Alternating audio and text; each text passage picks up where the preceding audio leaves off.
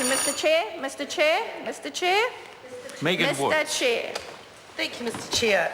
And I'm pleased to make another call on this Education Amendment Act number 2, and in particular I want to concentrate on the clauses that cover the limited authority to teach, Mr. Chairman. So clause 365, 366, 367, 368 and 369 and 379. And Mr. Chairman, this actually fundamentally, these clauses of the Act fundamentally change the very notion of a limited authority to teach as we understand it in New Zealand.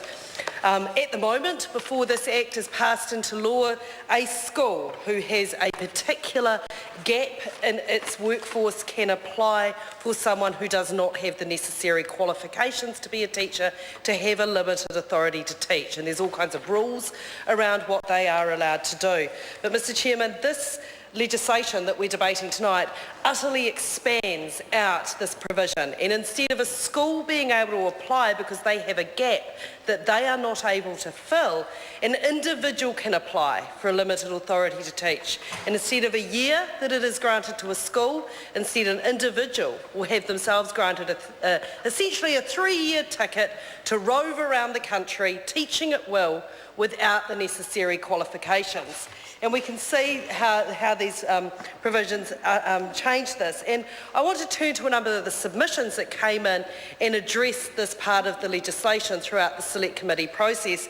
We had a number of school principals come and address our Select Committee, and we made a point of asking each of the principals that came to the committee to say, are you having a problem in terms of fulfilling some of your positions, and do you see it necessary for this to be this massive expansion of the limited authority to teach so that you can fill gaps that you're not currently able to get good teachers in front of your students? And almost to 100% of them, Mr. Chairman, we were told by principals that it really was a completely unnecessary solution to a non-existent problem.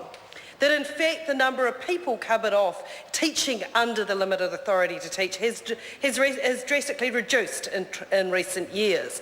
And actually around 70% of the people who are currently teaching under the limited authority to teach provisions are in fact itinerant music teachers that move around the country supporting music programs in secondary schools. And the way in which this was operating was absolutely adequate as far as the principals who came from a mix of urban and rural and provincial schools to address the Select Committee. And nobody saw the need for change that is being proposed in the legislation that what we've been talking about, because Mr. Chairman, what we're seeing in these provisions and the expansion of the limited authority to teach out to individuals for a period of 3 years is mirroring what we've seen in previous legislation and education from this government in the last parliament. It is a continuation of what we have in the charter schools, that our unqualified individuals are able to stand in front of our classrooms and teach our children without having the necessary or requisite qualifications. And Mr. Chairman, we don't ask that anybody in this country goes to see a doctor who does not have the necessary qualifications. And on this side of the House, we think it is vitally important that our children are being taught by someone who does have the necessary qualifications. So if we go through each of these provisions, if we look at clause 365, which amends the 1989 Principal Act and amends the notion of the limited authority to teach there, that tells us that the purpose of granting a limited authority to teach is to enable employers to have access to skills that are in short supply and to enable those with specialist skills but not a teaching qualification to teach.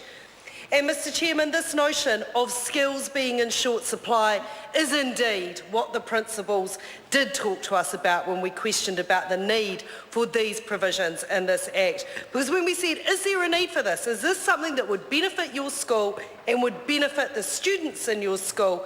They said no, as I've mentioned earlier in my contribution.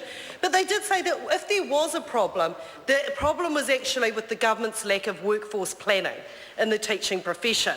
And that if the government really did perceive that we had such gaps within our education system, that in instead of saying we should just warrant unregistered and unqualified teachers to stand, or people to stand in front of our classrooms, Mr Chairman, that we should warrant these people to stand in front of it, Mr Chairman. Mr Chairman. Catherine Delahunty.